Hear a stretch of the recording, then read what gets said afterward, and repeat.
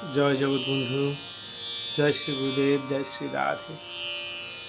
আজ শুভ জন্মাষ্টমী ব্রত। আজ শ্রীকৃষ্ণের আবির্ভাব তিথি, জন্মাষ্টমী ব্রতের উপবাস পালন পরদিন অর্থাৎ 31শে শ্রাবণ 17ই আগস্ট রবিবার, সূর্যোদয় 5টা 17 গতে, দিবা 6টা 45-এর মধ্যে। সূর্য সিংহ রাশিগত হইলে আকাশে মেঘোদয়ে ভাদ্র মাসীয় কৃষ্ণাষ্টমীর অর্ধনিশায় বিষ রাশিস্থ চন্দ্রে রোহিণী নক্ষত্রে বসুদেব হইতে দেবকীর পুত্র রূপে ভগবান শ্রীকৃষ্ণের আবির্ভাব হয়। বিষ্ণু রহস্যে যথা ভাদ্র মাসে কৃষ্ণপক্ষের অষ্টমীতে যদি রোহিণী নক্ষত্রে মিলিত হয়, তাহা হইলে ওই তিথিকে শ্রীকৃষ্ণ জন্মভূমি জয়ন্তী বলা হয়।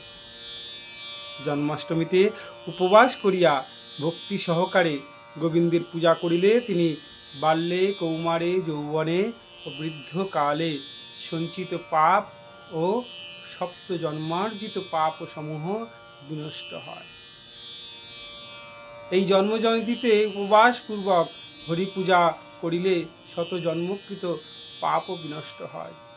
কৃষ্ণ ভক্তিদায়িনী শুভা জয়ন্তীতে যত্নপূর্বক উপবাস করিলে ওই তিথি উপবাসীকে ধনধান্য ও পুণ্য প্রদান এবং নিখিল পাপ সংহার করেন।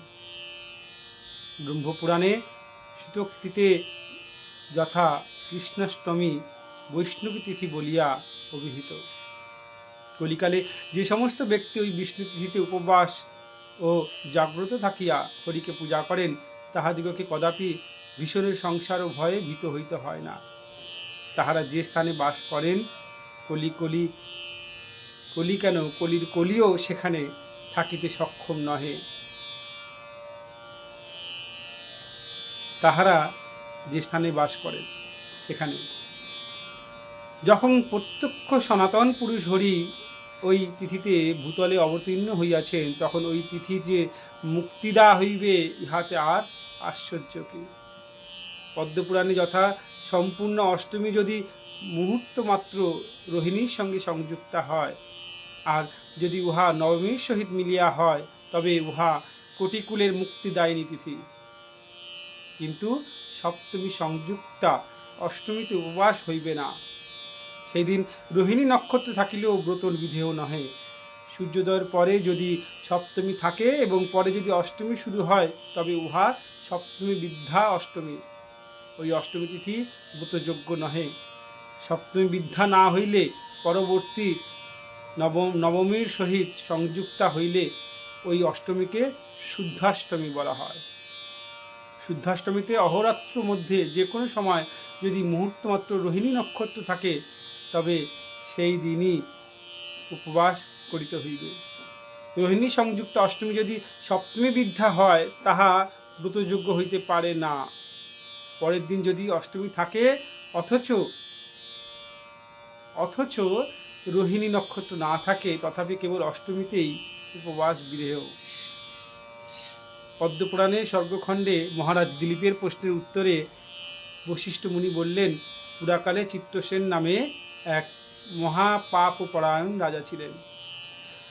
এমন কোনো পাপ নেই যা তার করা হয় নাই। একদা সেই রাজা মৃগয়ার জন্য অরণ্যে প্রবেশ করিয়া ব্যাঘ্রকে সৈন্য দ্বারা বেষ্টন করিয়া বলিলেন, অসাবধানতা বশত যাহার সম্মুখ দিয়া ব্যাঘ্র পলায়ন করিবে, তাকে অবশ্যই হত্যা করা হইবে। রাজার বাক্যে সৈন্যগণ প্রাণ ভয়ে অতি সাবধানতা অবলম্বন করিলে উক্ত ব্যাঘ্র হঠাৎ রাজার সম্মুখ দিয়াই পলায়ন করিল। রাজা তাহাতে লজ্জিত হইয়া সেই ব্যাঘ্রের পশ্চাৎ ধাবমান হইল, কিন্তু ব্যাঘ্র হননে অসমর্থ হইয়া বনের মধ্যে ক্ষুধা পিপাসায় কাতর হইয়া সন্ধ্যাকালে যমুনা তটে উপস্থিত হইল।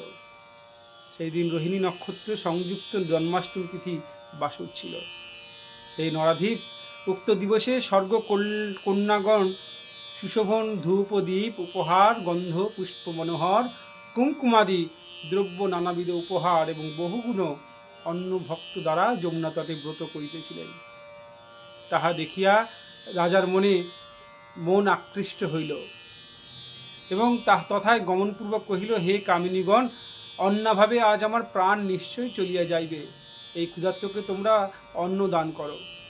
রাজার বাক্য শুনিয়া কন্যাগণ কহিল, হে অনঘ, আজ জন্মাষ্টমী পুণ্যতিথি, এই তিথিতে আপনার অন্নাদি ভোজন কর্তব্য নাহে। অদ্য অন্ন ভোজন করিলে তাহা খড়, কাক ও গোমাংস ভক্ষণ তুল্য, ইহাতে সন্দেহ নাই। যে ব্যক্তি জন্মাষ্টমী ব্রত পালন করে নাই, তৎকর্তৃ যথাবিধি দত্ত দ্রব্যাদিও পিতৃগণ গ্রহণ করেন না। জন্মাষ্টমীতে পিতৃগণ